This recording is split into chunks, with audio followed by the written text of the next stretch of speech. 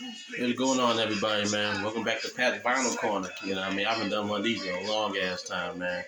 So, I didn't buy a whole lot of records this month, you know what I'm saying? These prices been fucking ridiculous, dog. Like, this is it's highway robbery now, how fucking vinyl is these days. And on top of that, is like, I'm just saving money, you know what I'm saying? I'm trying to replace these speakers, you know what I'm saying? These Pope audios behind me, trying to replace them.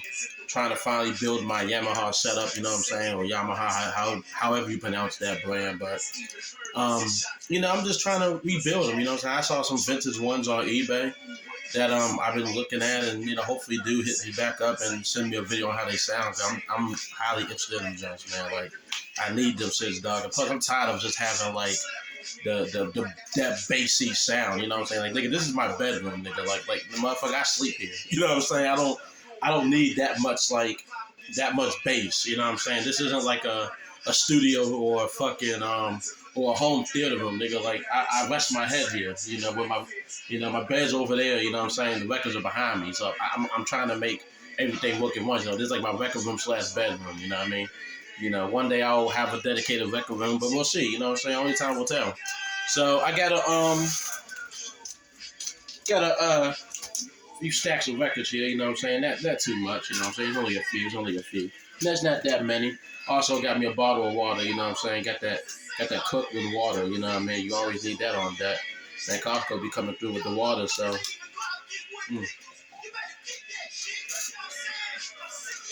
shit tastes good. Stay hydrated, y'all. So let's get into these records, man. Let's get into these records. Quit stalling around here. Just Paramore, man. This is why I don't leave the house. Motherfucking Paramore, man. This is the new album. This is the Target edition, the Gold edition. I don't feel like taking the record out, you know what I'm saying? I'm sure y'all seen the Gold version, in every Target at this point. Man, I mean, I don't need to go much into Paramore. Everyone knows Paramore, man. They've been changing their sound up for a while. You know what I mean? The self-titled and After Laughter was them going more into a pop direction. And then we have This Is Why. This is going more into a more punk direction. I guess you could say in the vein of like a Talking Heads or new wave groups of that era. You know what I mean? And I really fuck with it. Like, you know what? It took me a minute to really get into this album appropriately. But if you listen to This Is Why, like the title track, the opening track, that's Talking Heads. Like, come on. That is like that's Talking Heads 77 or more songs about buildings and food Talking Heads. You know what I'm saying? That early art rock, new wave Talking Head. Not the pop shit. I won't say pop shit, but yeah, Speaking in Tongues is the pop album. But not Speaking in Tongues. I'm thinking more about Remaining Light. Like new wave or like that artsy funk type of shit. You know what I'm saying? This is definitely in the vein of that album, and I think the more I listen to it, it's like I hear it. You know what I'm saying? Like, I really do hear it, and I fuck with this album. I fuck with it now. It's really good. Next year we got Lizzo Special. So this is the Target edition. This is the exclusive cover. You know what I'm saying? The alternative cover. I actually like this cover more than the other one. The other one is cool. It's all right, but I think the style and the vibe of the overall record, I think this cover fits it perfectly. Come on, man, Lizzo, man. It's a fun album, man. You know what I'm saying? Come on now. Come on, man. To Be Loved, I Love You, Bitch, the title track. About Damn Time, that song is great, man. I love that song. Everybody's Gay. I mean, I'm not gay. I mean, I'm gay that own this, but I'm not gay sexually. I'm relatively a straight man. But I can still fuck with the vibe. You know what I'm saying? I like that Lizzo put on for the different sexualities out there, man. You know what I'm saying?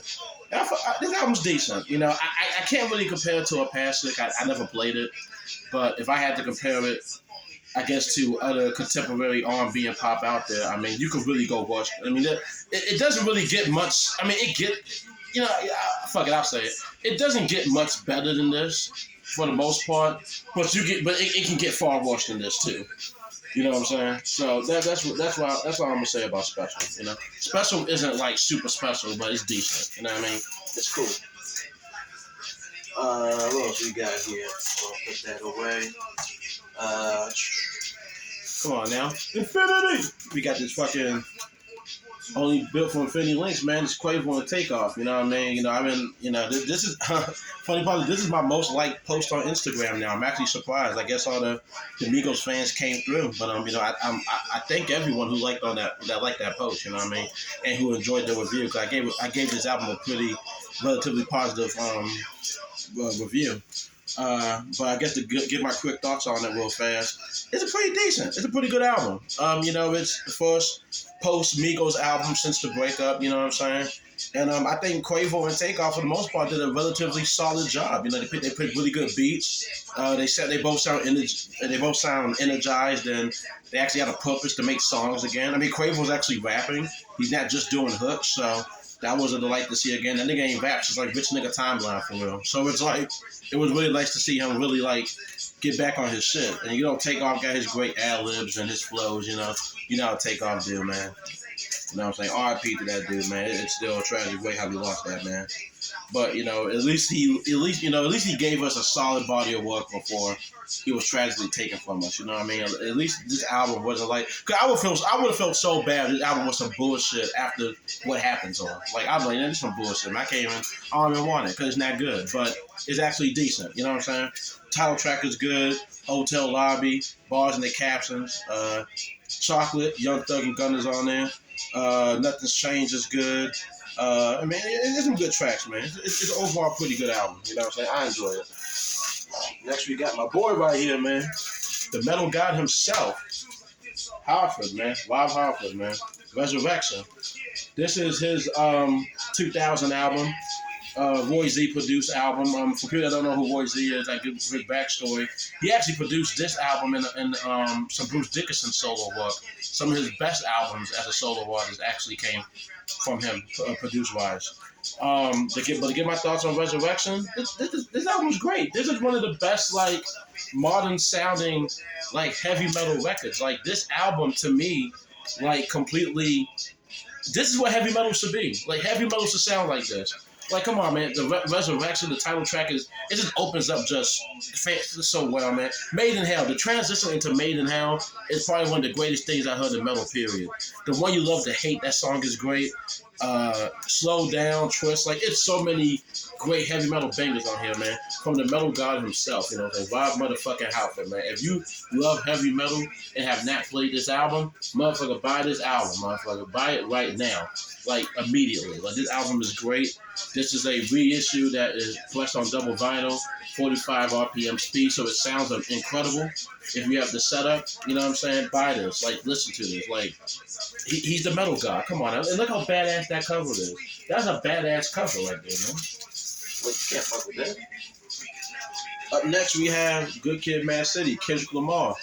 Standard Black, so no bother showing you Standard Black, but this is the reissue for the 10th anniversary.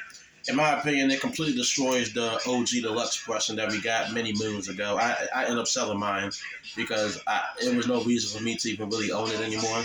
Didn't really sound the best, and I like the deluxe songs, but I don't like the fact that you're kind of forced to listen to them when you buy vinyl. Like, I just want the 12 songs.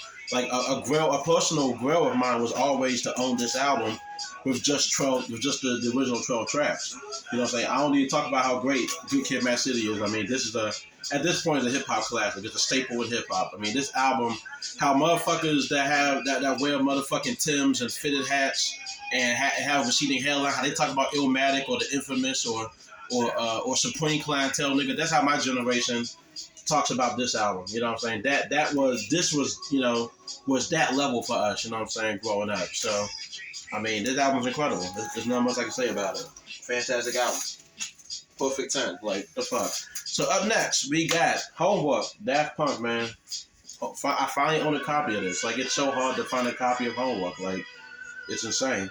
The debut album, everyone knows this album, man. You know, this is the album that, I mean, this started off for them, you know what I'm saying? It's not their best album. I think Discovery completely destroys this, like, easily.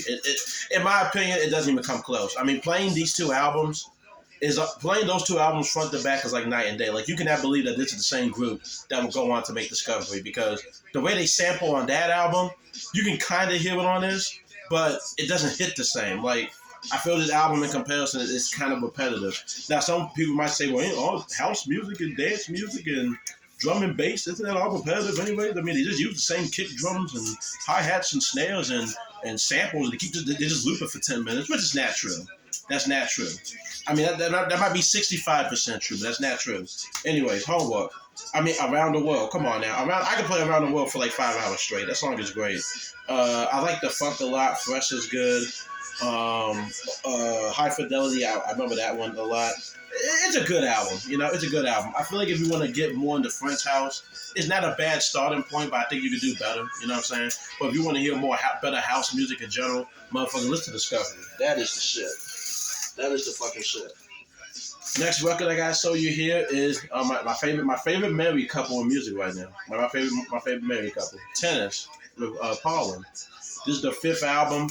Came out like 2 weeks ago, 2 or 3 weeks ago. This is an indie green press that actually looks really good. Sounds really good as well. Yeah, man. I mean, come on. The married couple came out with a pretty good indie pop album. I mean, they've been kind of been on this trend for a minute now, of dropping really good, solid indie albums. You know what I'm saying? I think this is probably the best one to date. I think this one has some really good soundscapes on it. It has some really good production. I enjoy the songwriting. The vocals are really strong on this one. It's also it's a bit diverse from here and there. Like, it's good, man. This is a really good album, man. If you want to kick back, you know what I'm saying? Kick your feet up, you know what I'm saying? Sip on some of your favorite liquor or whatever, your favorite wine. I don't know. I'm not a drinker like that. But, it's relaxing, you know what I'm saying? It's a very relaxing album. And I think it's definitely one of 2023's best albums as to now. I mean, as of now. That can change. I mean, it's only March. I mean, I'll be uploading this. Will be March 1st. So think about it from that perspective. But yeah, I like it. I like Paulin, man. I like the album. I feel like when spring hits, that one's really going to hit more for people. And last but not least, we have Lil Yachty. Let's start here. I can't believe I'm actually holding a physical copy of a Lil Yachty album. I'm not going to lie to you.